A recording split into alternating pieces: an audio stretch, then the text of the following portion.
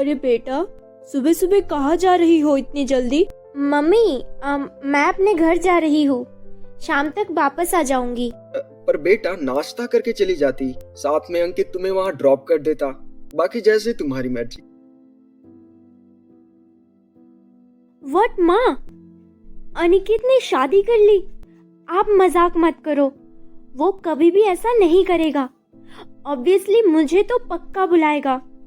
वो बोल भी रहा था कि तुम एक बार आराम से ऑस्ट्रेलिया घूम आओ, उसके बाद वो एंगेजमेंट करेगा, और आप बोल रहे हो कि शादी कर ली। बेटा, मैं भला झूठ क्यों बोलूंगी? अभी पिछले महीने की 15 तारीख को ही थी। पर तुम क्यों इतना दुखी हो रही हो? अनिकेत, मुझे तो बस इतना डर लग रहा है कि वो तुम्हें बुलाकर फंसाने की कोशिश ना करे। उसने तुम्हें देखा तो नहीं ना? अरे नहीं बाबा, नहीं देखा। वो तो एयरपोर्ट से अपने पति के साथ ऑटो में थी। और रही बात फंसाने की, तो अब मैं उसका कॉल भी रिसीव नहीं करूंगा।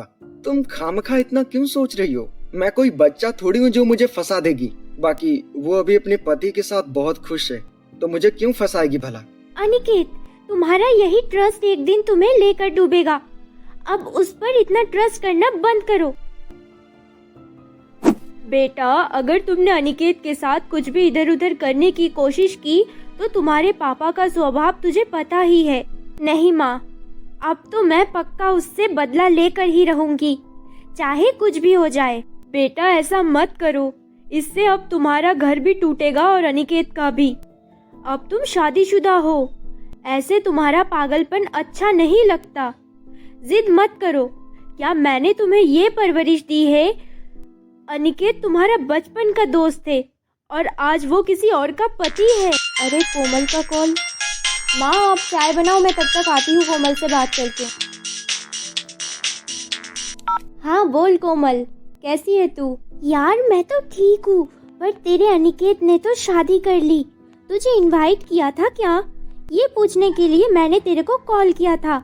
बाकी तो अनिकेत ने अपने किसी करीबी दोस्त को भी इनवाइट नहीं किया। यार, तुझे तो पता ही है मैं आउट ऑफ इंडिया थी, पर अब मैं उन दोनों को छोड़ने वाली नहीं हूँ। अंजलि, ये बता, तेरे घर पर किसी को भी पता नहीं चलना चाहिए, वरना तेरे साथ साथ मैं भी फंसूंगी।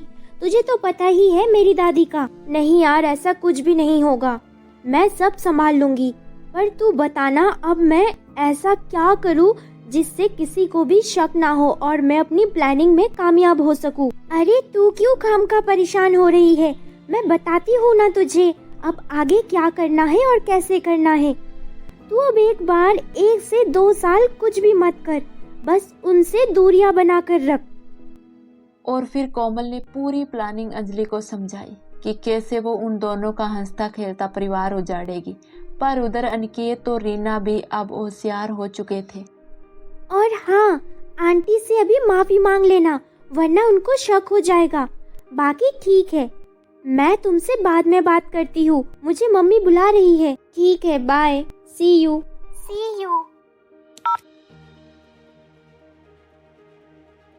हाँ, कोमल कह तो ठीक रही थी।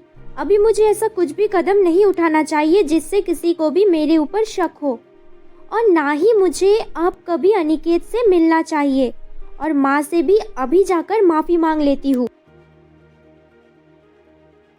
माँ, मुझे वो आपसे कुछ बोलना था। हाँ बोलो, क्या बोलना है बेटा? माँ सॉरी, वो पता नहीं अनिकेत की शादी को लेकर क्या क्या बोल दिया। पर माँ, भला मैं क्यों ऐसा करूँगी? मेरा पति तो अनिकेत से कई गुना ज्यादा कमाता है और मुझसे बहुत प्यार भी करता है।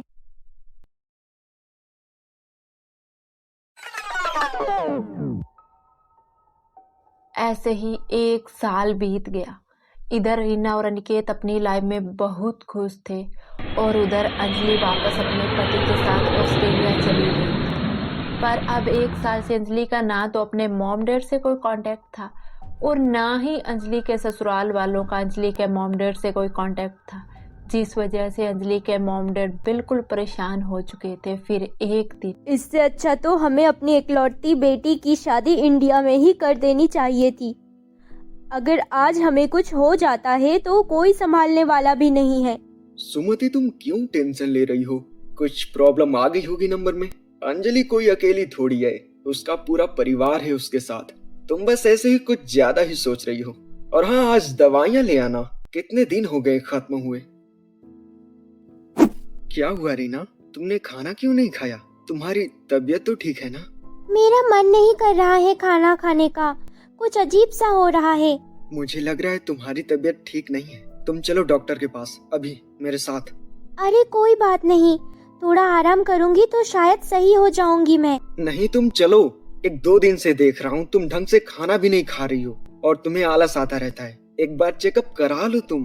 पर मेरा मन नहीं कर रहा कहीं भी जाने का। अरे मेरी माँ, मैं कहीं जाने को नहीं कह रहा हूँ, डॉक्टर के यहाँ जाने को कह रहा हूँ। चलो, नहीं तो गोदी में उठा कर ले जाऊंगा।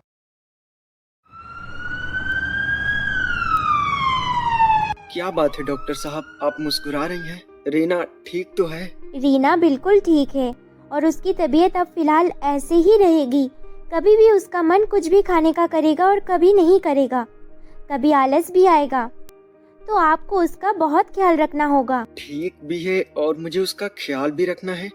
आप 2 बातें एक साथ कैसे कर सकती हैं? डॉक्टर क्या हुआ है, बताइए प्लीज। अरे अनिकेत जी, आप पापा और रीना माँ बनने वाली है। रीना प्रेग्नेंट है, इसलिए आपको उसका बहुत ख्याल रखना है। अरे अनिकेत बेटा, तुम यहाँ? हाँ आंटी, वो रीना की तबीयत खराब थी, इसलिए डॉक्टर को दिखाने लाया था। वैसे अब आपकी तबीयत कैसी है? बेटा मेरी तबीयत तो ठीक है, पर बेटा अंजलि को ऑस्ट्रेलिया गए 1 साल हो गया। ना तो उसका कॉल लग रहा है और ना ही उसने हमें कोई कांटेक्ट किया। बेटा तुम्हारी बात हुई क्या? नहीं आंटी, मेरी बात तो नहीं हुई। अब क्या हुआ, इतनी सैड क्यों हो? कुछ हुआ है तो बताओ।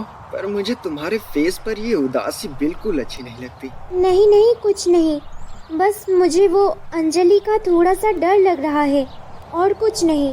क्या अंजलि का डर? मुझे तो कुछ समझ नहीं आया। वो कोई भूत थोड़ी है जो तुम मुझसे डर रही हो। बस हमेशा यही रट लगाए रखती हो।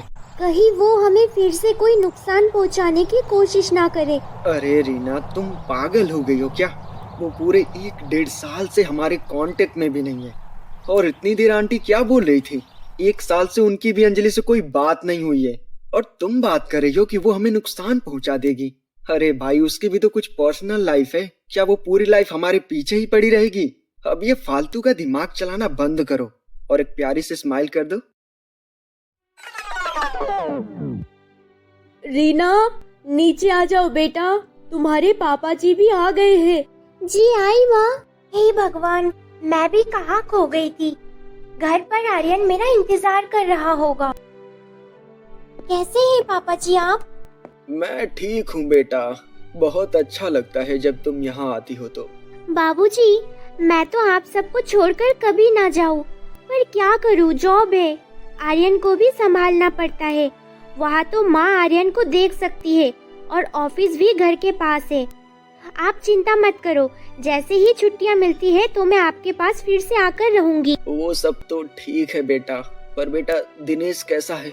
तुमने कुछ सोचा उसके बारे में? ठीक है, दिनेश जी इस समय वो ऑफिस के काम के लिए बाहर गए हैं।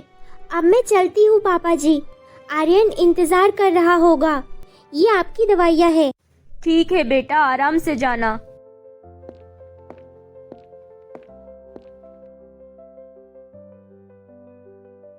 आप क्यों उससे दिनेश के बारे में बात करते हैं? आप अच्छी तरह से जानते हैं कि वो शादी नहीं करना चाहती, फिर भी क्यों आप? जानता हूँ, इसीलिए तो कहता हूँ, ताकि कभी तो वे मेरी बात को समझे। इतनी पहाड़ जैसी जिंदगी उसके सामने पड़ी है और वो अकेले कैसे गुजारेगी? आज हम लोग हैं, गायत्री जी हैं तो ठीक है। कल को जब आर्यन बड़ा हो जाएगा, हम लोग नहीं रहेंगे, तब कोई तो साथी उसको चाहिए। जानता हूँ, मैंने भी अपना बेटा खोया है, अनिकेत अब कभी वापस नहीं आएगा। हम लोगों की तो जिंदगी की शाम हो गई है, पर उसका तो पूरा जीवन पड़ा है, उसको समझना होगा। Hello sir. कैसी हो रीना? जी ठीक हूँ, दादाजी के पास गई थी, वो भी ठीक है।